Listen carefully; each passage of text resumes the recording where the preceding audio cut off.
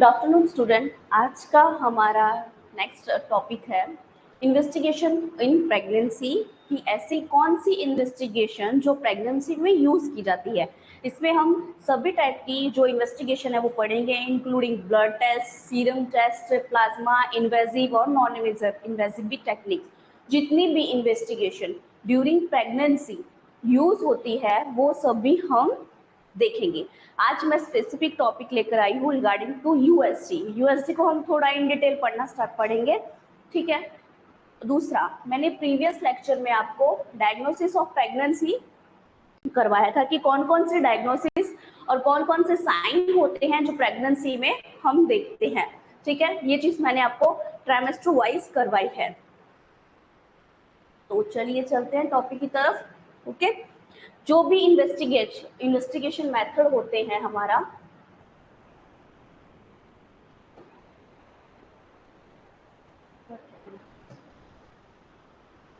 Okay, जो भी investigation method होते हैं हमारे वो टू टाइप के होते हैं। कौन कौन से टाइप के होते हैं? टू टाइप के होते हैं। एक होता है इन्वेजिव मेथड, एक होता है non invasive method,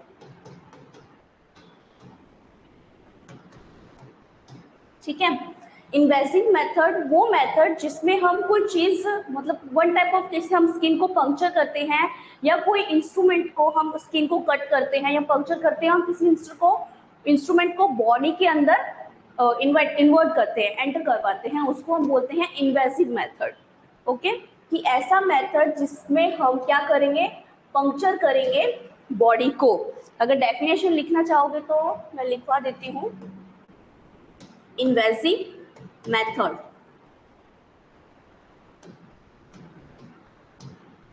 a medical procedure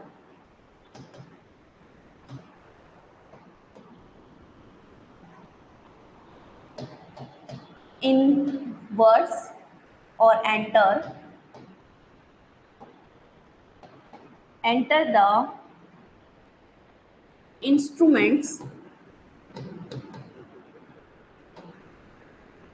instruments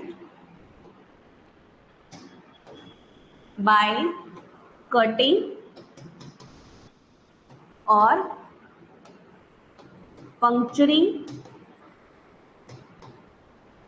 the skin, ठीक है।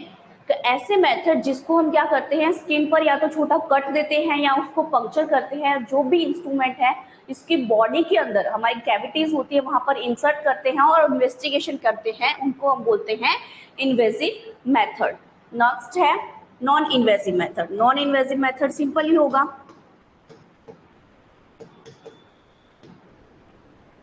जो एक्सटर्नली होता है, ठीक है। इसके एग्जाम्पल अगर आपको लिखने हैं तो आप लिख सकते हो एमनियोसेंथोसिस, फिटोस्कोपी, ओके, या cordocentesis. There are the example of invasive method. मैं ये प्रेगनेंसी की बात कर रही हूँ, अलग अलग सिस्टम में अलग अलग वाइज होती है, ठीक है। नॉन इन्वेसिव मेथड एक ऐसी मेडिकल प्रोसेस जो एक्सटर्नली होती है, लाइक यूएसजी, ठीक है, सीटी स्कैन, MRI,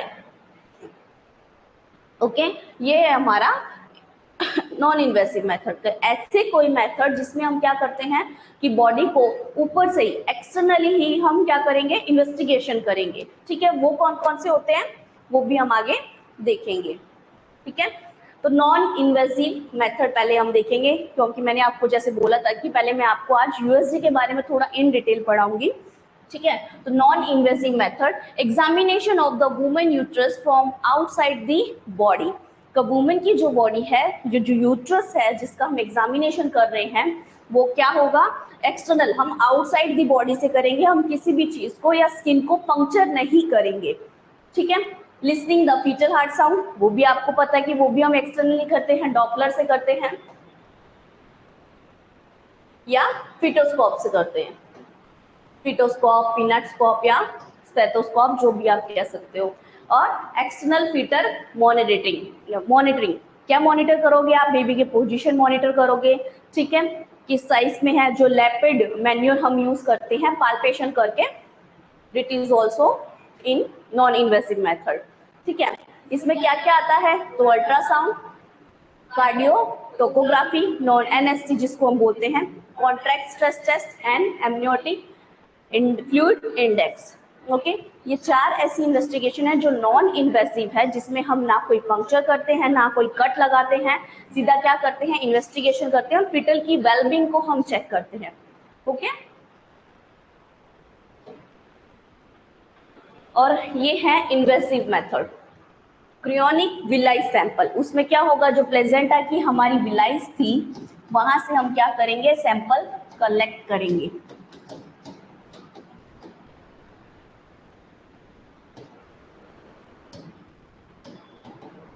एमनियोसेंथोसिस, जो एमनियोटिक फ्लूइड है उसका सैंपल कलेक्ट करेंगे।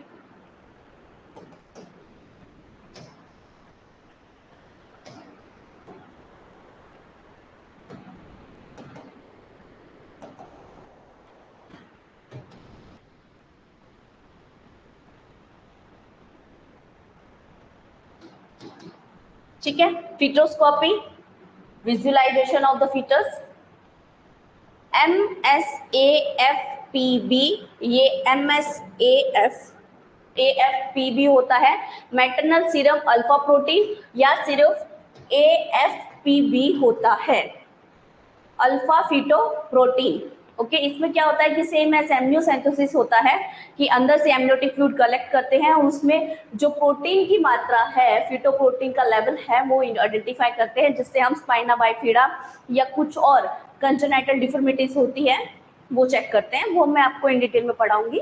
ठीक है, अदर इंक्लूडिंग कॉर्डोसिंथेसिस, जो अम्बिलिकल कोड होती है वहां से आपका सैंपल लिया जाता है। Sorry, collection of blood from umbilical cord. This is better than collection of blood sample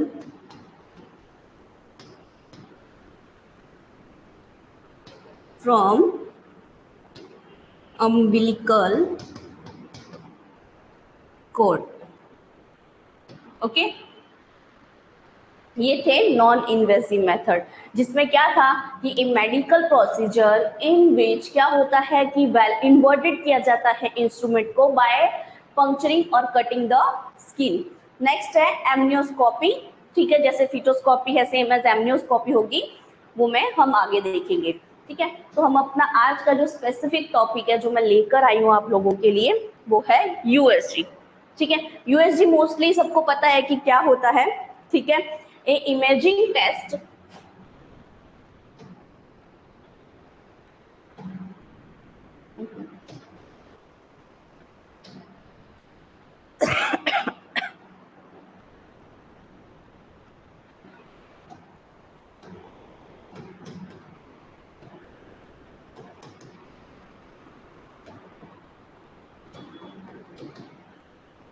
in which sound wave create the sound wave create the imagine of internal organ।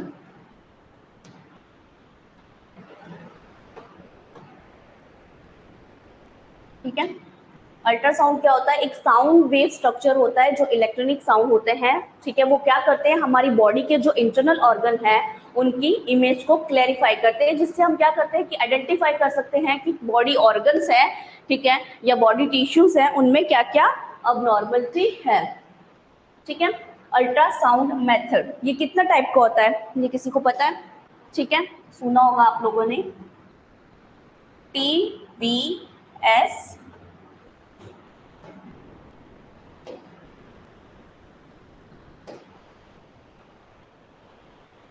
TAS,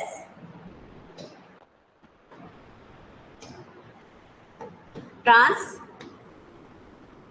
vaginal sonography screening या ultrasound. Okay.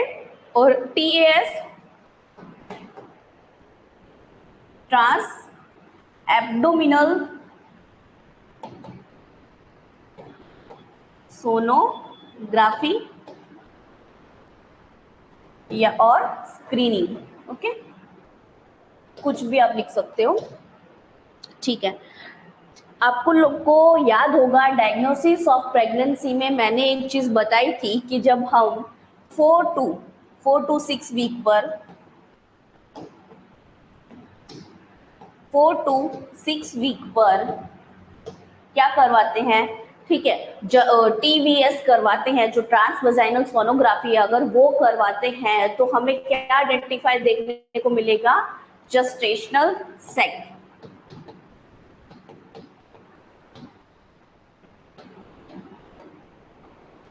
ठीक है, ये one type of confirmatory sonography भी होती है जो confirmation करती है प्रेगनेंसी का कि हाँ प्रेगनेंसी हो गई है।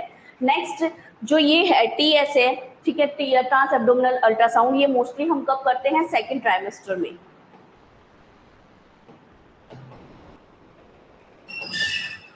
और ये फर्स्ट ट्राइमेस्टर में और अर्ली स्टेज में। ठीक है, अब मुझे आप लोगों में से कोई बता सकता है कि अर्ली स्टेज में मैंने ये क्यों बोला और एब्डोमिनल में मैंने ये क्यों बोला।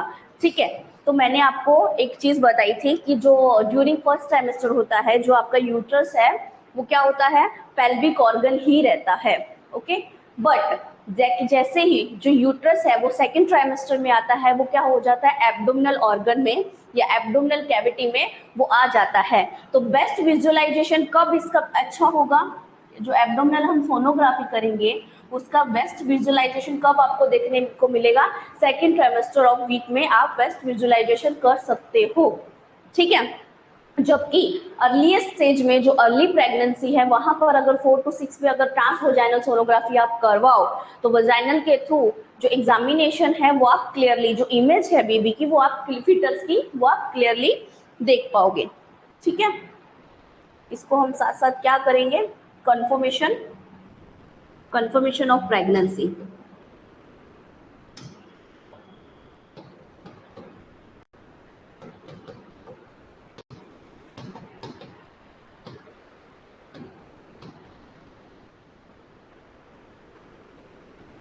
ओके,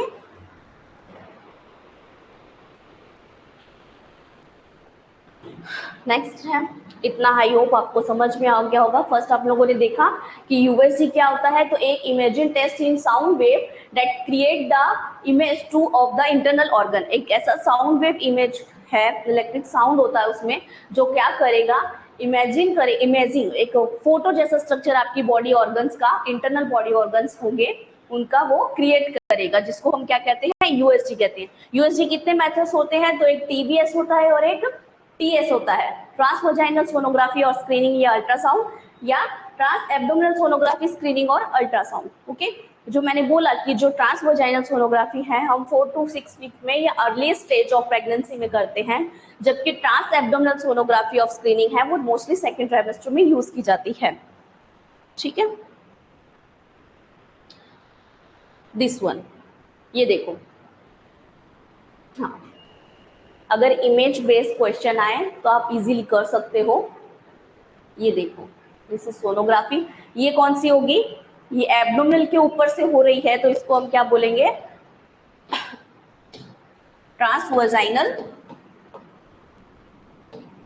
सॉरी एब्डोमिनल, हाँ, ट्रांस एब्डोमिनल सोनोग्राफी। ठीक है, जो एक्सटर्नली हम कर रहे हैं, ओके, एक इमेज क्रिएट हो रही है यहाँ पर। ठीक है, अब इसमें अगर आप गौर करोगे तो जो ये एब्डोमिनल है, जो बेबी का ग्रोथ है, मैंने बोला था कि जो यूट्रस है वो एब्डोमिनल ऑर्गन बन जाता है, तो सेकंड ट्राइमेस्टर और थर्ड ट्राइमेस्टर में जो यूट्रस है आपके, जो डायफ्राम है वहां तक चला जाता है। तो उसमें क्या होगा, जब हम सेकंड ट्राइमेस्टर और थर्ड ट्राइमेस्टर में ट्रांस एब्डोमिनल सोनोग्राफी करवाते हैं तो उसमें क्या होता है कि क्लियर विजुअल्स आपको इमेज मिलती है बेबी की। ओके,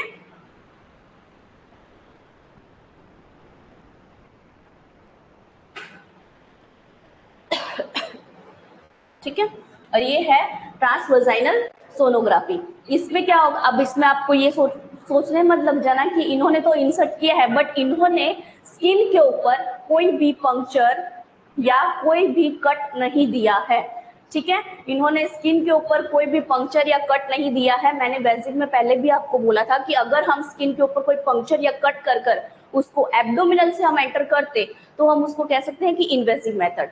बट यहाँ पर हमने कुछ भी नहीं किया है, डायरेक्ट वजाइनल थ्रू हम लोगों ने क्या किया है, अल्ट्रासाउंड किया है, जिससे क्या होगा कि यहाँ पर वजाइना के पास, ठीक है, हम इजीली वजाइना बेबी जो होता है, जो यूट्रस के, मान लो कि ये यूट्रस है, यूट्रस के वन साइड पर बेबी है, तो हम वजाइना से ज्यादा पास में आकर हम ये चीज ज्यादा जल्दी आइडेंटिफाई कर पाएंगे। ठीक है, वो क्लियर इमेज होगी।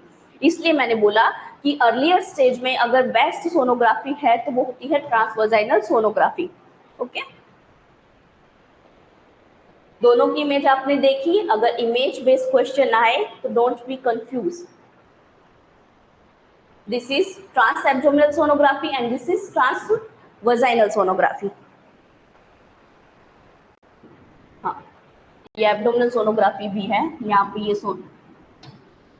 ये जो ट्रांसल्यूनर है, ठीक है, वो आता है और ये यहाँ पर ऐसे साउंड वेव स्ट्रक्चर क्रिएट होता है जो इंटरनल बॉडी इमेज को दर्शाता है। Okay, level of USG. अब कौन कौन से लेवल पर हम कौन से वन टाइप ऑफ कि हम कब कब यूएसजी हमें करवाना होता है। तो लेवल 1, इसमें 3 लेवल होते हैं।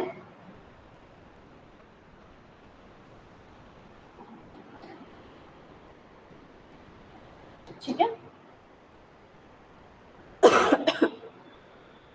पहला होता है फर्स्ट ट्राइमेस्टर,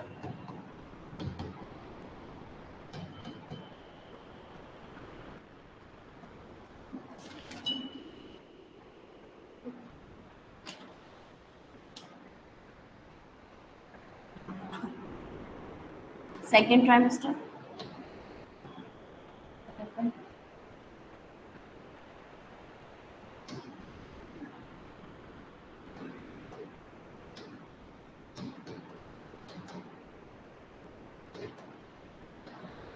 और थर्ड ट्राइमेस्टर।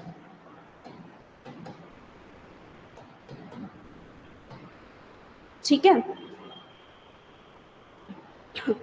ये कब होगा, तो 10 to 14 week of pregnancy, and second one is 18 to 20 week of pregnancy या gestational age, and then 20 up से आप जब मर्जी करवा सकते हो। ओके, थर्ड ट्राइमेस्टर में जब मर्जी अप टू 20 वीक्स। अगर किसी महिला को, मान लो कि जो अल्ट्रासोनोग्राफी है किसी महिला को करवानी हो कि बेस्ट टाइम कौन सा है, कोई एक ही हमें बता दो, हम लोगों को 3 नहीं करवानी, तो बेस्ट टाइम कौन सा होगा, तो बेस्ट टाइम उनके लिए होगा सेकेंड ट्राइमेस्टर 18 to 20 वीक में। ठीक है, क्यों होगा वो मैं आपको आगे बताऊंगी। फर्स्ट ट्राइमेस्टर तो जैसे मैंने आपको बोला कि इसको हम क्या बोलते हैं, कंफर्मेशन ऑफ प्रेगनेंसी, जो प्रेगनेंसी को कंफर्म करती है कि हाँ प्रेगनेंसी है। ठीक है, दूसरा आपको इसमें क्या देखने को मिलेगा, अगर आप ट्रांसवर्जाइनल करवाओगे तो जस्टेशनल सेक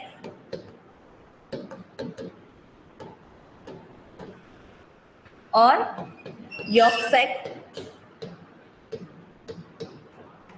ठीक है, जिसके अंदर हम क्या फील करेंगे, कार्डियक एक्टिविटी। अगर ट्रांसवर्जाइनल है तो कार्डियक एक्टिविटी 4 to 5 वीक्स में आपको सुनने को मिल सकती है। सॉरी, ट्रांसवर्जाइनल है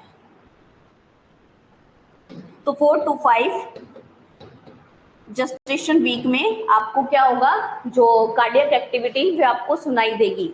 बट अगर आप एब्डोमिनल सोनोग्राफी करवा रहे हो तो उसमें क्या होगा, 6 to 7 वीक ऑफ जस्टेशनल पे आपको ये सोनोग्राफी जो कार्डियक एक्टिविटी है वो फील होगी।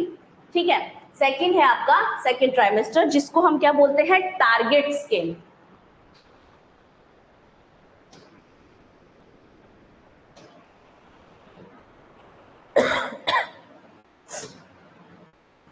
जिसको हम क्या बोलेंगे, टारगेट स्कैन।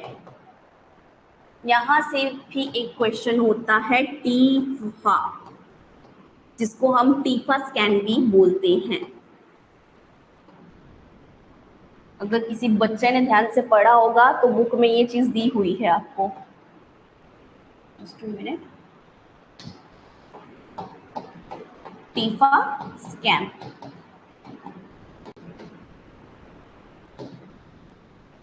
ठीक है, जिसकी फुल फॉर्म होगी target imagine for fetal abnormalities।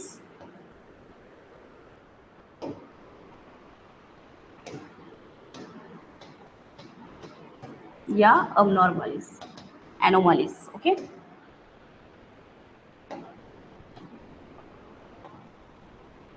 ठीक है, फर्स्ट का तो मैंने आपको समझा दिया, ठीक है, कि फर्स्ट ट्राइमेस्टर में जब हम सोनोग्राफी करवाते हैं 10 to 14 वीक्स पे, या हमको मंथ में कन्वर्ट करना हो तो 1.5 मंथ पे या दूसरे मंथ पे, ठीक है, जब भी हम सोनोग्राफी करवाते हैं तो उसमें क्या होता है, वो कंफर्मेशन देती है कि प्रेगनेंसी है, ठीक है। अगर उसमें जेस्टेशनल सैक दिख रहा है, योकल सैक दिख रहा है, ठीक है, और आपको 4 to 5 वीक पे, अगर वजाइनल है, अगर 4 to 5 वीक पे, 4 to 5 वीक पर अगर आपको कार्डियक हार्ट बीट, नॉर्मली मैंने आपको बोला हुआ है डायग्नोसिस ऑफ प्रेगनेंसी में, मैंने आपको पढ़ाया था कि जो हार्ट बीट है बेबी की वो कब से स्टार्ट हो जाती है, तो 21 डेज आफ्टर फर्टिलाइजेशन, ठीक है, कि ये प्रोसेस जो है, जो कार्डियक हार्ट बीट है बेबी की, जो हार्ट फीटल साउंड है, वो हम कार्डियक एक्टिविटी है, वो हम 21 जो डेज होता है, 21 डेज होता है आफ्टर फर्टिलाइजेशन हम सुन सकते हैं। बट अगर आप ट्रांसवजाइनल करो तो वहां पर आपको 4 to 5 वीक्स में अल्ट्रासाउंड में आपको फीटल हार्ट रेट सुनाई देगी। अगर आप एब्डोमिनल करते हो तो आप 6 to 7 week of gestational age में इसको सुन पाओगे, ठीक है। इसके बाद जो सेकेंड ट्राइमेस्टर पे हमारा जो सोनोग्राफी है, जिसको मैंने आपको बोला था कि 18 to 20 वीक पर करवाना हो, ठीक है, तो वो होगा हमारा टारगेट स्कैन। इसमें ये मोस्ट आईएमपी होता है। अगर आप पहला ट्राइमेस्टर में अगर आपको सोनोग्राफी करवानी है मत करवाओ, थर्ड में करवानी है मत करवाओ, बट सेकंड में it is most IMP, because जितनी भी अबनॉर्मलिटीज है, कंजेनाइटल डिफेक्ट है, वो हम इसी से ही आइडेंटिफाई करते हैं, ठीक है। तो इसका टारगेट क्या होता है, identify the congenital deformity, okay. और दूसरा आइडेंटिफाई करता है अगर बेबी में कोई अबनॉर्मलिटीज है एनाटॉमिकली और स्ट्रक्चरली, ओके। डिफेक्ट तो सेम ही हो गया, ठीक है। कंजेनाइटल कोई भी डिफॉर्मिटी हो या एनाटॉमिकली कोई स्ट्रक्चर में, बॉडी स्ट्रक्चर है, किसी पार्ट का डेवलपमेंट ना हुआ हो, लाइक ब्रेन का डेवलपमेंट ना हुआ हो या स्पाइनल कोड का डेवलपमेंट प्रॉपर ना हुआ हो, तो वो हम किसमें आइडेंटिफाई कर सकते हैं, तो सेकंड में हम आइडेंटिफाई कर सकते हैं। ऐसे तो फर्स्ट में भी पता चल जाता है, but second is more effective, okay. जैसे मैंने आपको बोला था कि एक वुमेन आकर अगर आपसे करे कि मुझे एक ही अल्ट्रासाउंड ड्यूरिंग प्रेगनेंसी करवानी है, तो आप कौन सा उसको सजेस्ट करोगे, तो आप उसको सजेस्ट करोगे कि सेकंड ट्राइमेस्टर जो 8 to 20 वीक्स पर जो सोनोग्राफी होती है, it is the best sonography to identify the congenital deformity, okay. Third trimester में क्या पता लगाते हैं हम, growth of the fetal,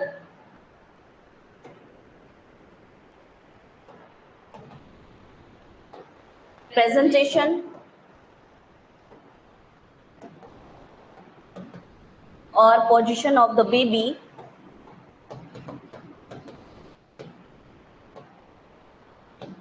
and location of placenta,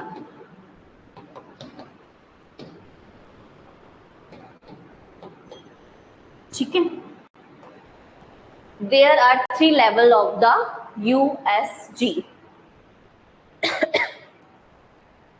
first, second, third, according to trimester. कब कब हमें करवानी चाहिए वो भी मैंने मेंशन किया है क्या क्या देखने को मिलेगा वो भी मैंने मेंशन किया है। ओके, ये तो थर्ड ट्राइमेस्टर में जब मर्जी आप करवा सकते हो। नेक्स्ट, यूजेस ऑफ यूएसडी, क्यों यूज किया जाता है? Just 2 minute.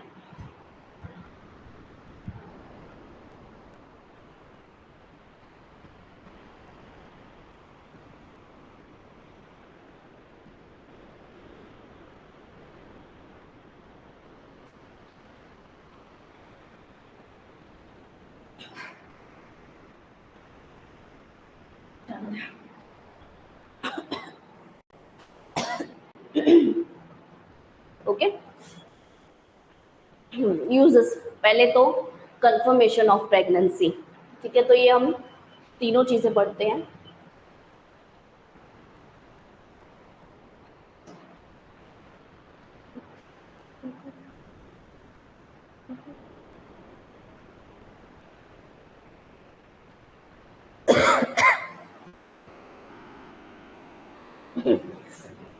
पहले हम देखेंगे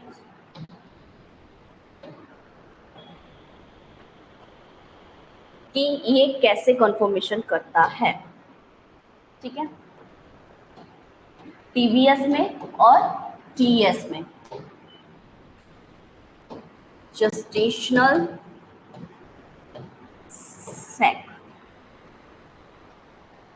yolk sac, and then cardiac activity.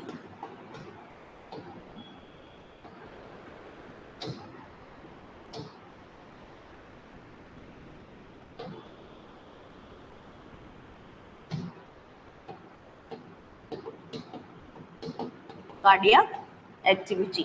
ठीक है, टीवीएस में कब देखने को मिलेगी और ट्रांस एब्डोमिनल सोनोग्राफी में कब देखने को मिलेगी?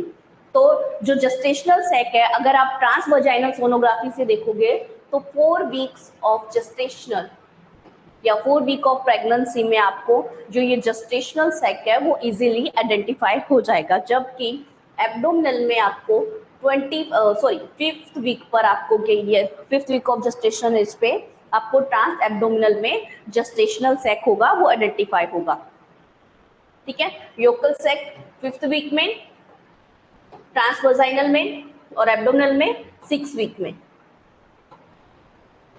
कार्डियक एक्टिविटी 5 to 6 और यहाँ पे 6 to 7 वीक्स पे।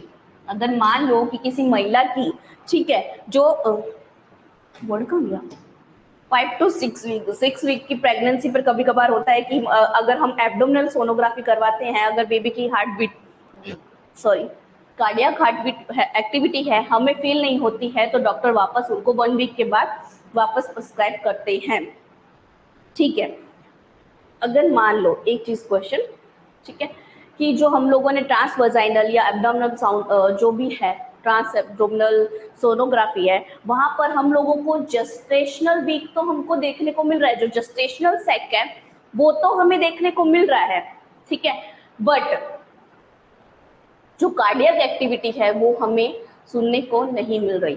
ठीक है, कि मान लो कि जो जेस्टेशनल सैक है आपका 25 mm हो गया है, ठीक है, और 6 to 7 वीक हो गया है। 25 तो मैंने बहुत बोल दिया, यहाँ तो 2 mm to 4 mm के आसपास होता है। ठीक है, 6 to 7 वीक पर अगर कार्डियक एक्टिविटी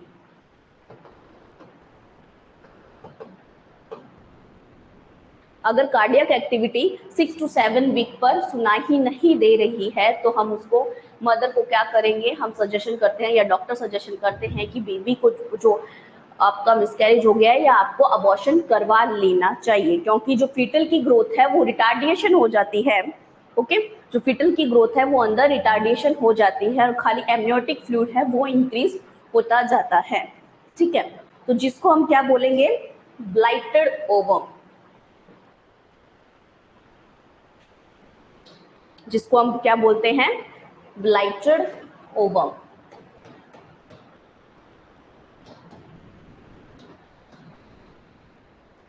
ठीक है, लास्ट हम 7 वीक तक हम वेट करते हैं कि जो कार्डियक एक्टिविटी है हमें सुनाई दे।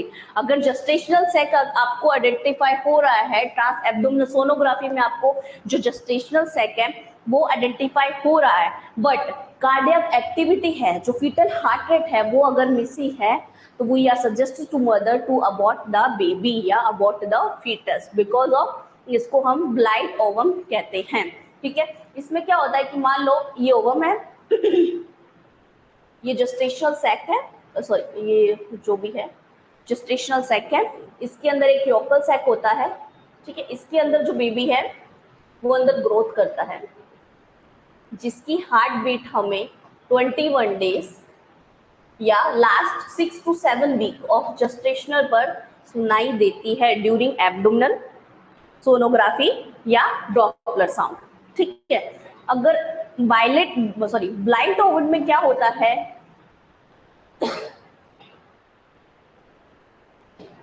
ये जो आपका जेस्टेशनल सैक है वही इंक्रीज हो रहा है, बट योकल सैक है वो इंक्रीज हो रहा है, बट अंदर जो बेबी है, जो फीटस है, वो ग्रोथ नहीं हो रहा, वहां पर उसके हार्ट साउंड हमें फील नहीं हो रहे। तो ऐसे हम क्या करते हैं, हम मदर को सजेस्ट करते हैं कि जो ये स्ट्रक्चर है, जो ये मतलब फीटस डेवलपमेंट, इसमें रिटार्डिएशन हो गया है, अब इसका मिसकैरेज या अबॉर्ट करवाना चाहिए। ओके, तो जिसको हम क्या बोलते हैं, ब्लाइंड ओवम। क्लियर? और यूएसजी का यूजेस था ये, जिसमें मैंने बताया कि अगर ट्रांसवर्जाइनल साउंड हो तो कितने वीक में आपको क्या देखने को मिलेगा, और एब्डोमिनल आप करवाओ तो कितने वीक में आपको क्या देखने को मिलेगा। ठीक है, ट्रांसवर्जाइनल में ये अर्ली देखने को क्यों मिल रहा है, क्योंकि ये इजीली जो वजाइना के थ्रू है, मैंने बोला था कि ये पेल्विक ऑर्गन है, अगर आप अंदर इंसर्ट करके करोगे तो वजाइना में इजीली विजुअलाइजेशन होगा, क्लीन विजुअलाइजेशन होगा फीटल का और जो भी अदर पार्ट्स होंगे फीटल के।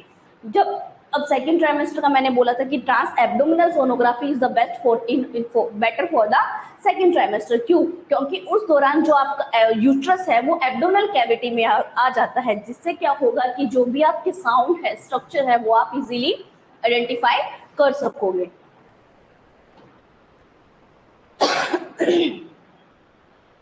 जेस्टेशन एज, अब ये जो जेस्टेशनल एज है,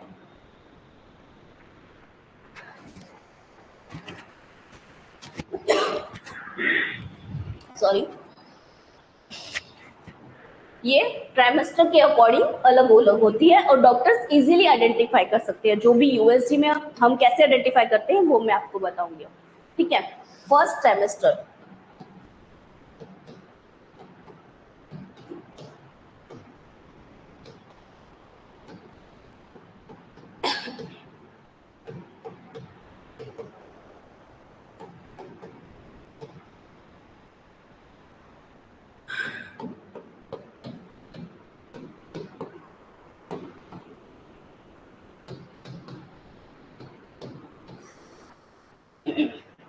ठीक है, ये यूजेस ऑफ यूएसजी का ही पार्ट है। ठीक है, पहले हम लोगों ने देखा कंफर्मेशन ऑफ प्रेगनेंसी कैसे होगी, अब यूजेस ऑफ यूएसजी के थ्रू हम जेस्टेशनल एज को कैसे आइडेंटिफाई करेंगे। तो पहला हमारा मेथड है मीन सेक डायामीटर।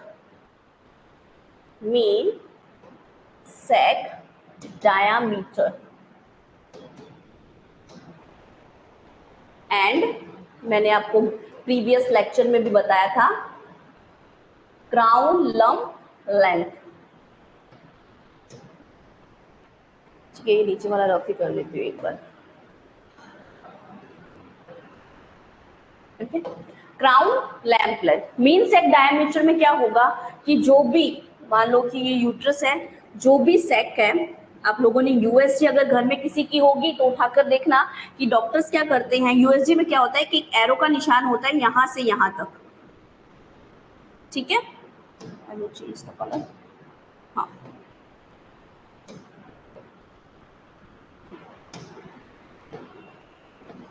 ये आपका जेस्टेशनल सेक है, उसमें एक साइन आएगा यहां से यहां तक। ठीक है, तो जो भी ये जितनी भी इसकी लेंथ होती है उसमें क्या होता है 29 प्लस कर दिए जाते हैं। ठीक है, मान लो कि जो ये सेक है, इस सेक का डायमीटर 9 mm आया है, ठीक है, तो 9 mm के हिसाब से इसमें 29 अगर प्लस करेंगे तो जस्टेशनल एज कितनी निकलेगी? 5 वीक्स, सॉरी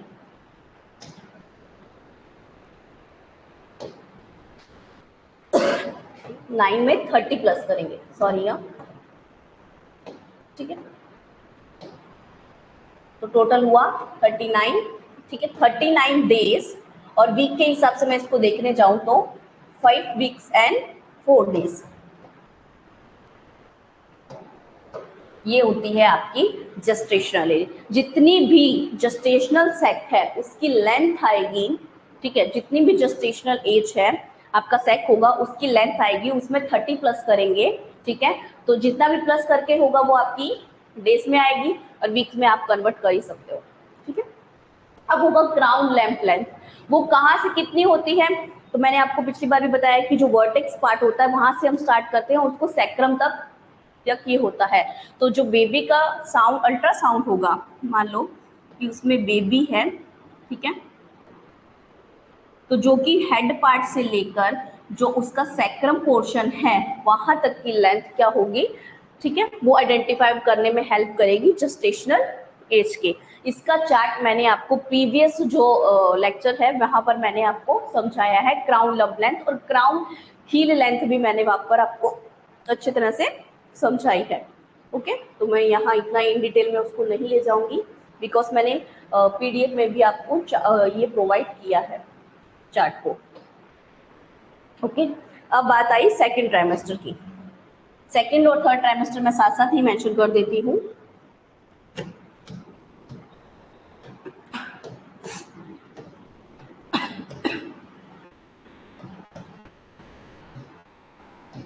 तो इनके मेजर करने के कुछ फॉर्मूलेस होते हैं, जैसे Hadlock, Shepard and Johnson's formula, ठीक है, जिसमें यूं मान के चले कि जो भी ये थर्ड ट्राइमेस्टर सेकेंड ट्राइमेस्टर और थर्ड ट्राइमेस्टर का जस्टेशनल एज है उनको निकालने के फॉर्मूले होते हैं हैंडलॉक, वो इन डिटेल में मैं नहीं जाऊंगी, ठीक है, आप खाली ऊपर ऊपर देखिए जो हमारे लिए इंपॉर्टेंट है। इसमें हम क्या मेजर करते हैं, तो बायपैराइटल डायमीटर बीपीडी,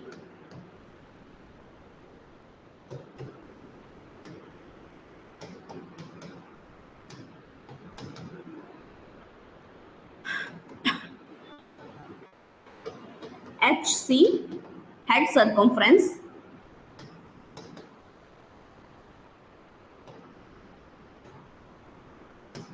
ये दोनों हम सेकेंड में करते हैं, second trimester,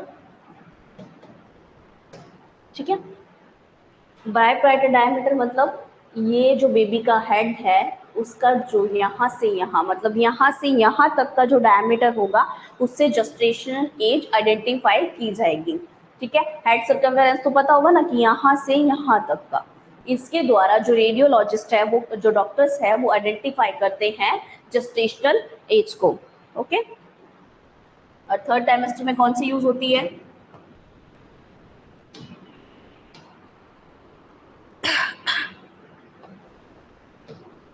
abdominal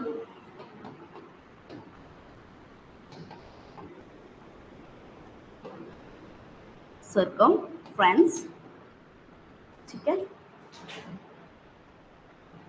and femur length, ठीक है, ये जो दो है वो आपकी थर्ड ट्राइमेस्टर में यूज की जाती है। ओके, जो बायपैराइटल डायमीटर है वो आपका 12 टू 24 वीक्स पे 12 टू 24 वीक पे 2.5 सेंटीमीटर से 9.5 सेंटीमीटर तक इंक्रीज होता है।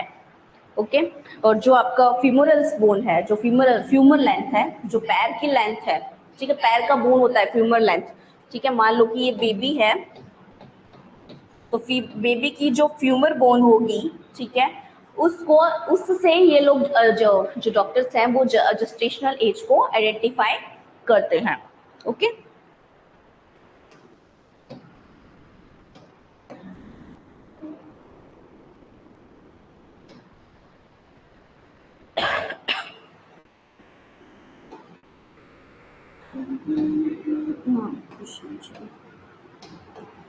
ओके, तो इतना समझ आया कि जेस्टेशनल एज कैसे आइडेंटिफाई होगी।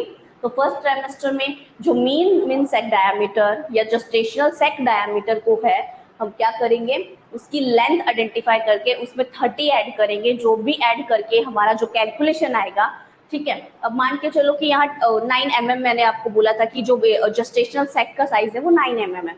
अब यहाँ पर 25 लिख दो, 25, तो 25 में 30 प्लस करो, कितना हुआ 55, ठीक है। तो जेस्टेशनल 55 डेज हो गए, ठीक है। उस हिसाब से अगर हम जेस्टेशनल एज निकालने जाए तो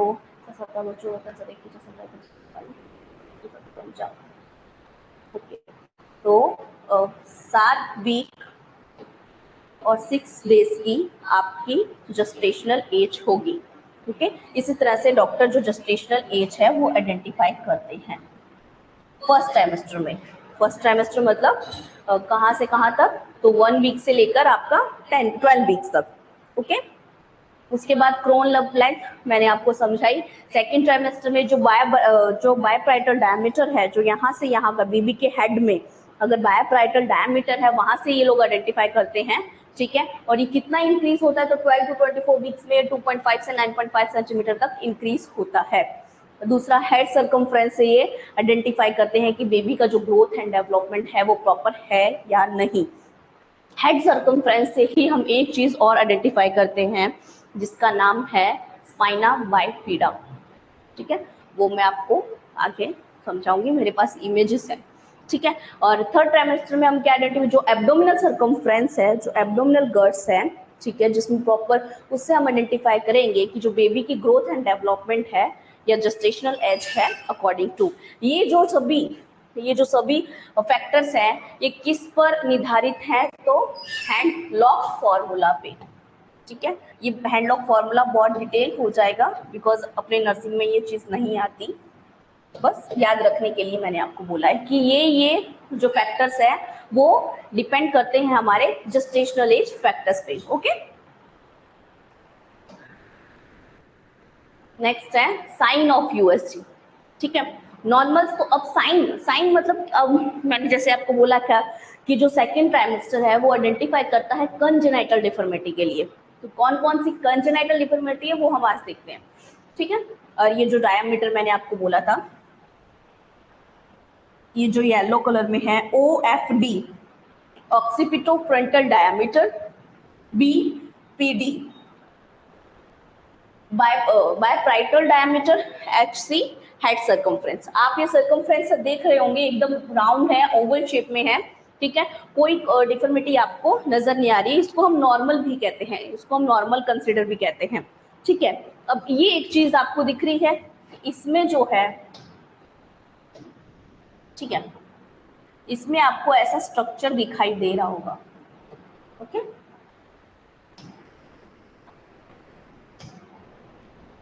अब दिखाई देगा ऐसा लेमन जैसा स्ट्रक्चर दिखाई दे रहा होगा, ठीक है।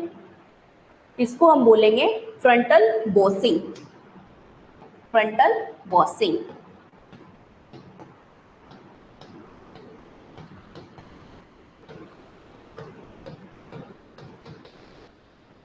ठीक है। ये हो गया एक स्ट्रक्चर। दूसरा आपको दिखाई दे रहा होगा यहाँ पर, ये ऐसे, ये जो शेप है आपको यहाँ पर दिखाई हो रही, बनाना,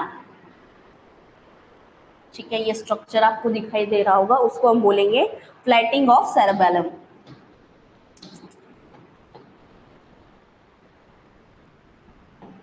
फ्लैटिंग ऑफ सेरेबेलम, ठीक है। इन दोनों को याद रखना तो ठीक है, नहीं रखना तो भी ठीक है, बट ये याद रखना, ऐसा कोई अगर साइन है तो उसको बोलेंगे हम लेमन साइन, और ये जो बनाना जैसा स्ट्रक्चर दिख रहा है जिसको हम बोलेंगे बनाना साइन। अगर ऐसे साइन आपको किसी की सोनोग्राफी में आइडेंटिफाई हो रहे हैं तो ये क्या इंडिकेट करेंगे, स्पाइना बाइफिडा,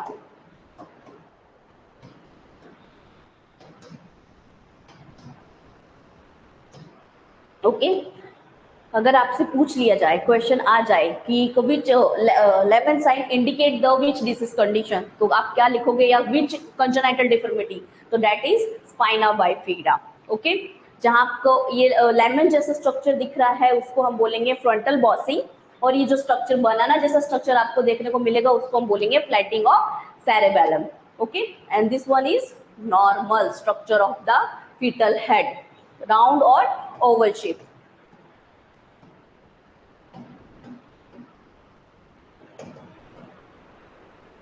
ठीक है। और लेमन और बनाना साइन अगर आपको देखने को मिल रहा है तो वो किसको इंडिकेट करेगा, कौन सी कंजेनाइटल डिफॉर्मिटी होगी, तो वो होगी spina bifida. Okay. Next one, यहाँ इसमें आपको क्या दिख रहा होगा, ये ऐसा, ये फ्रॉग जैसा स्ट्रक्चर दिख रहा होगा, ये आई। ठीक है। ठीक है। ये फ्रॉग जैसा स्ट्रक्चर है तो इसको हम बोलेंगे फ्रॉग साइन। फ्रॉग तो जानते हो ना सब, मेंढक। Okay. Frog sign. And this one is Mickey Mouse sign।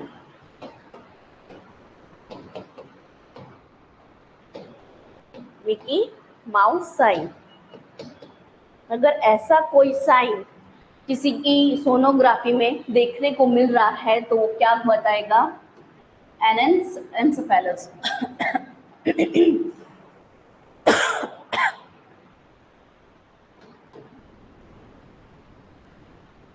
Absence of the brain. तो जो भी उनके वॉल्ट है, बेबी फीटल के जो वॉल्ट स्ट्रक्चर हैं, वॉल्ट कौन कौन से होते हैं, 5 वॉल्ट होते हैं, दो फ्रंटल, दो प्राइटल एंड 1 ऑक्सीपिटल। ठीक है। तो जो भी उनके वॉल्ट है, जो फीटल का वॉल्ट स्ट्रक्चर है, वो क्या हो रहा है, वो डेवलपमेंट नहीं कर रहा, जिसको हम बोलेंगे एनेंसेफेलिस।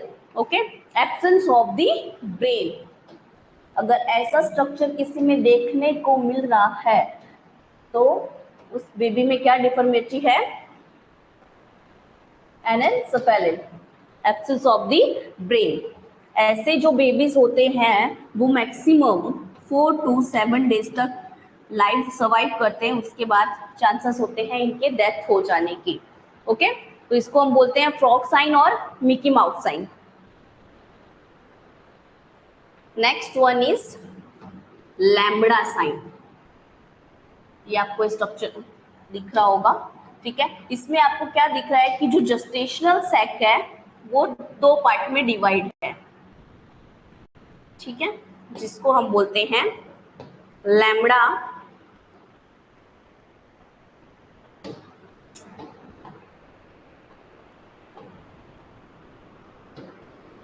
लैम्बडा साइन और ट्विन पिक साइन।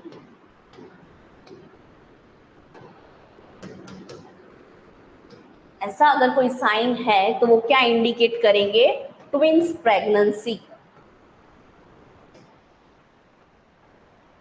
ठीक है। ऐसा कोई साइन है तो वो ट्विंस प्रेगनेंसी को इंडिकेट करते हैं, क्योंकि यहाँ पर क्या होता है, जो जस्टेशनल सेक है वो आपको 2 आइडेंटिफाई होंगे। ठीक है। ये सोनोग्राफी के साइन है। ठीक है। अब यहाँ पर आपको क्या दिख रहा होगा, ये देखो छोटे छोटे क्लस्टर।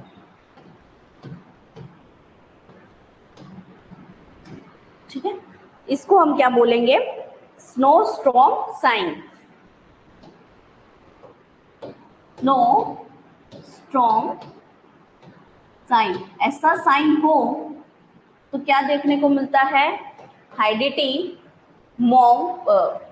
फॉर्म प्रेगनेंसी, जिसको हम दूसरा किस नाम से जानते हैं, मॉलर प्रेगनेंसी।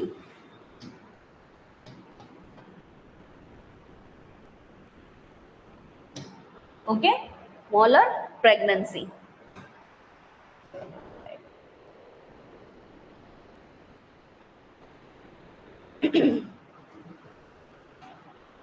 ठीक है। ये थे कुछ साइन जो हमारी मतलब जो अबनॉर्मल साइन होते हैं जो इंडिकेट्स करते हैं प्रेगनेंसी को। ठीक है, क्या क्या अबनॉर्मलिटी हो सकती है उस हिसाब से। कौन कौन से साइन हम लोगों ने देखे, तो हमारा फर्स्ट साइन था लेमन साइन और बनाना साइन। अगर ऐसे साइन जिनका अगर नाम देखने जाए हम तो क्या बोलते हैं उसको, फ्रंटल बॉसिंग और फ्लैटिंग ऑफ सेरेबेलम। ठीक है, अगर ऐसी इमेज अगर आपको सोनोग्राफी में देखने को मिल रही है जहां जैसा एक साइड से लेमन जैसा स्ट्रक्चर आ रहा है, तो वो क्या इंडिकेट करता है, स्पाइना बाइफिडा। दूसरा साइन हम लोगों ने देखा फ्रॉग आइज और मिकी माउस साइन। ठीक है, या फ्रॉग साइन, वो साइन क्या इंडिकेट करता है, तो एनेंसेफेलिन, मतलब कि एब्सेंस ऑफ ब्रेन। जो बेबी का ब्रेन है वो प्रॉपर डेवलपमेंट, ब्रेन नहीं कह सकते, जो वॉल्ट है वो प्रॉपर डेवलपमेंट नहीं हुए। नेक्स्ट साइन हम लोगों ने क्या पढ़ा, स्नोस्टॉर्म साइन। स्नोस्टॉर्म साइन में क्या था कि क्लस्टर फॉर्म थे।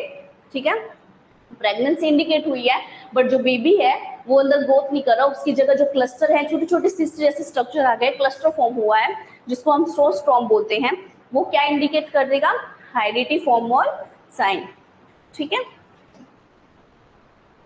उसके बाद हम लोगों ने देखा लैम्ब्डा साइन। लैम्ब्डा साइन में क्या था, lambda sign and also known as twin peak sign. इसमें क्या होगा कि ट्विंस प्रेगनेंसी आपको देखने को मिलेगी।